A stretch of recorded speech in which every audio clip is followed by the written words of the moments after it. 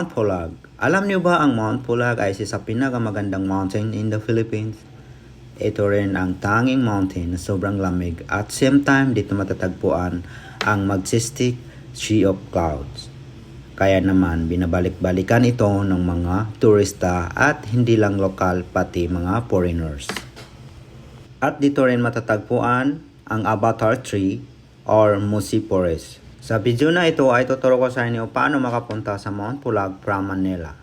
Kung nasa Manila ka, maraming mga tour guide and organizer ang nag-organize sa Mount Pulag. Isa doon yung nakontak namin na si Ma'am Jeline. At kung gusto nyo magpunta doon ay i-PM nyo lang ako para mabigay ko yung contact number nila. Anyway, galing ako Manila going to Mount Pulag. Mall office siya kami nag-meet. Lahat ng mga kasamahan ko joiner din sila galing iba't ibang province dito. At dito kami nag-meet sa may Ikom. At magkano nga ba ang gagastusin mo papuntang Mount Pulag? Ang gagastusin mo lang ay nakadepende sa tour guide kasi may iba't ibang price talaga ang mga nag-organize doon sa Mount Pulag. Yung sa amin ay binayaran namin ay nasa 4K lang. Kasama na doon ang accommodation, breakfast and dinner, and transpo from Manila to Benguet. Tingnan yung mga bata, ilalang cake. Saan kayo? Oh. Ano yung cake?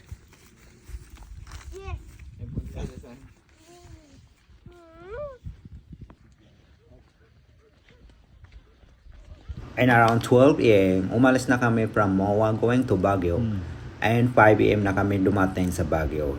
So, sa may Panay Jollibee at nag-breakfast kami doon. At afternoon ay umalis na kami papuntang Benguet kung saan kami mag-stay ng from 12 p.m. to 12 a.m. So, kasi nga, kinakailangan niyo magpahinga ng ilang oras doon sa accommodation at matulog ng saglit. And yung biyahe ay parang roller coaster din kasi 8 hours kami nagbiyahe at paikot-ikot yung daan. So ito yung video ng bago naming akyat sa Mount Pulag. Tips sa mga mga baguhan, kumain muna kayo ng breakfast bago mag-akyat kasi nga hindi lang madali umakyat doon at sobrang lamig at same time walang pagkain doon, walang mga tindahan na pwede mo mabilihan ng food. At sa mga baguhan lang, ito yung mga kinakailangan nyo dalhin. Medkit at gloves, makapal na jacket at bonnet. Kasi nga sobrang lamig doon at wala kayong makikitang mga nagtitinda ng mga gamit doon. At sa oras na ito ay mag 2 a.m. Nakaisang oras na kami. At pwede naman kayo magpahinga every station. So, mayroong Camp 1 and Camp 2. Camp 1, magpapahinga muna kayo doon ng mga ilang minutes, 10 minutes lang. Then, after nun, I continue going to Camp 2.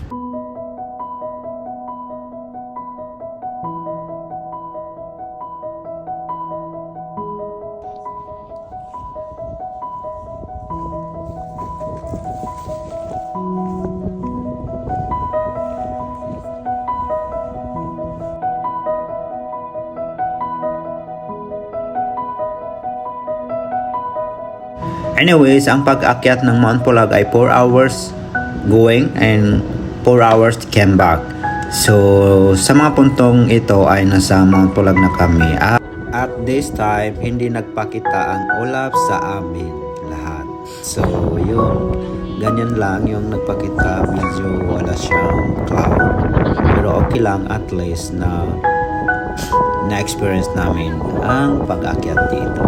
So anyway, ngayong oras ay babalik na kami after 1 hour to stay in Mount Pulag ay babalik na kami papunta sa accommodation and after nun ay marami kayong madadaanan na mga kahoy or musi forest dito. Dito yung tinatawag na Avatar Tree. At ito yung nakikita niyo yung mga maliliit na tree ay bamboo po yan, bamboos. Maliliit sila na bamboos. So, And thank you guys for watching, and don't forget to share this video and share to your friend. Baka kailangan nyo pumunta dito, baka need nyo magpunta dito kasi sobrang solid talaga yung pagpunta namin dito. So anyway, thank you guys. Hello vlog. Welcome to my guys.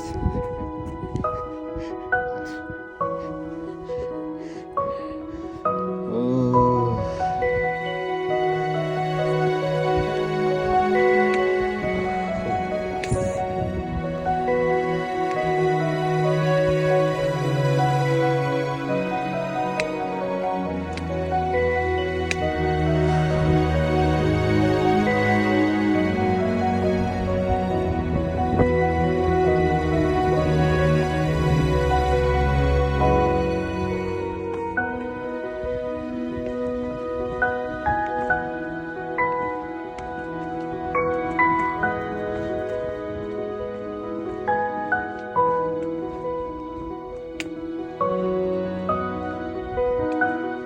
We take a photo as a group home.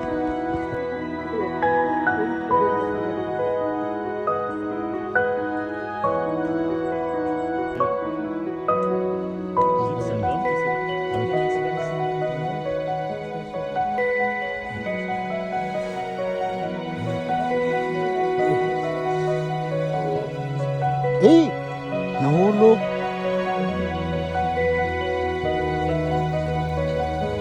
Nahulog.